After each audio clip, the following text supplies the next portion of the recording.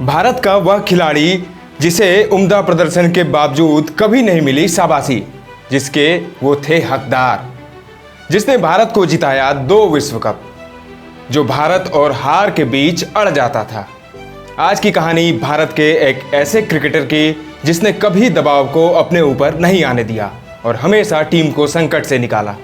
आज की कहानी एक ऐसे जुझारू खिलाड़ी की जिसने ऐसे मौक़ों पर अपना सर्वश्रेष्ठ दिया जब टीम को उसकी सबसे ज़्यादा ज़रूरत थी।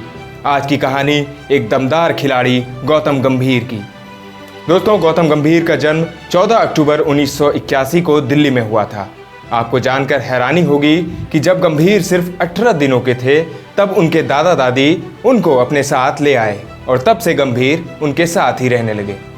दादा दादी ने गंभीर के खेल का पूरा समर्थन किया, लेकिन मामा पवन गुलाटी ने गंभीर को आगे बढ़ाने में सबसे बड़ा योगदान दिया। उन्होंने गंभीर का दाखिला दिल्ली के लाल बहादुर एकेडमी में करवाया।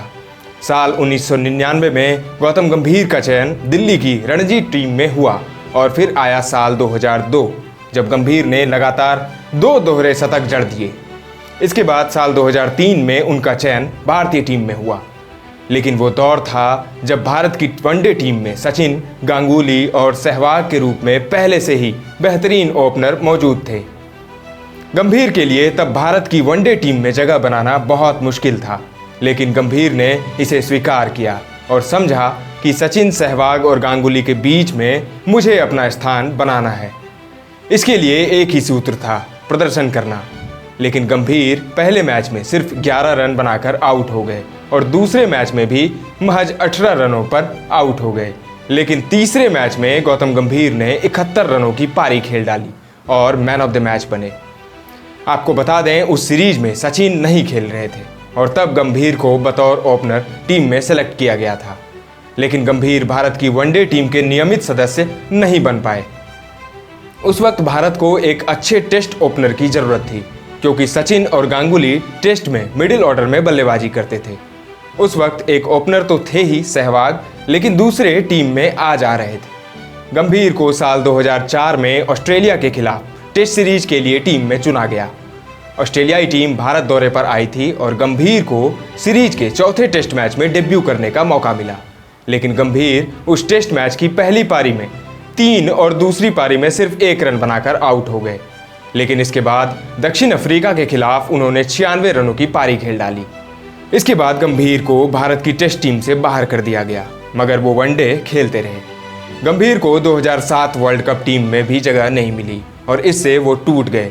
लेकिन इसी साल बांग्लादेश दौरे के लिए गंभीर को टीम में चुन लिया गया और गंभीर ने उस सीरीज में शतक लगाकर अपने आलोचकों को करारा जवाब दिया। फिर इसी साल दक्षिण अफ्रीका में T20 वर्ल्ड कप का पहला सीजन खेला गया, जिसमें भारत ने ट्रॉफी पर कब्जा किया था।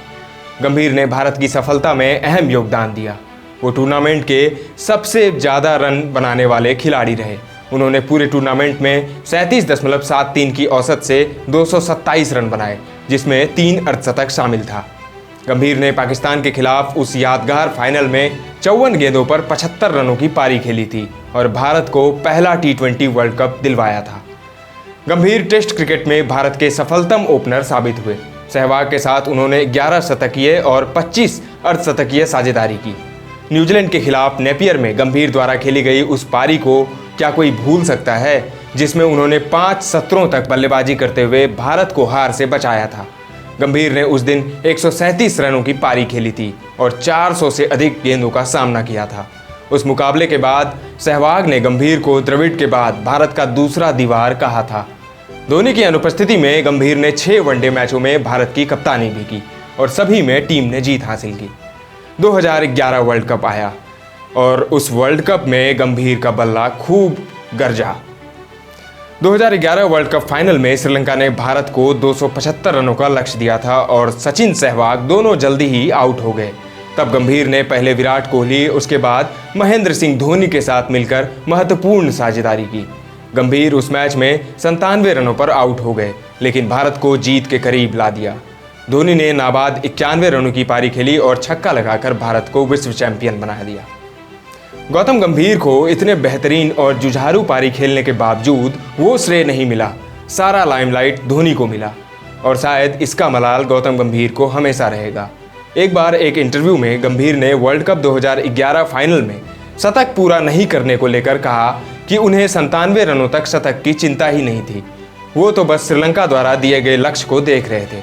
उन्होंने आगे ये भी कहा कि ओवर खत्म होने के बाद धोनी ने उनसे कहा कि आप 3 रन लेकर अपना शतक पूरा कर लीजिए, और तब गंभीर अपना विकेट गंवा बैठे।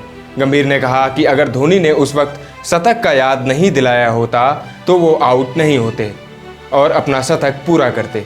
गौतम गंभीर का विवादों से भी खासा रिश्ता रहा, फिर चाहे वो पाकिस्तान और ऑस्ट्रेलिया के खिलाड़ियों को गाली देने का मामला हो या फिर धोनी के फैसलों पर सवाल उठाने का। गंभीर को जो ठीक लगा उन्होंने वही किया। गंभीर हमेशा से ऐसे खिलाड़ी रहे जो दबाव नहीं लेना चाहते थे, और शायद इसी वजह से गंभीर का करियर भी दांव पर आ गया। इसी बीच गंभीर को IPL team Kolkata night Riders का कप्तान बनाया गया और उन्होंने अपनी कप्तानी में KKR को 2 बार IPL खिताब जिताया। गौतम गंभीर एक ऐसे खिलाड़ी थे जो हमेशा लड़कर नए अवतार में वापसी करते हुए नजर आते थे, लेकिन साल 2016 में जब वो टीम से बाहर हुए तो फिर किसी अवतार में वापसी करने में कामयाब नहीं हो पाए, और आखिरकार जब उन्हें लगा कि अब भारतीय जर्सी उनके नसीब में नहीं है तो 4 दिसंबर 2018 को उन्होंने क्रिकेट को अलविदा कह दिया।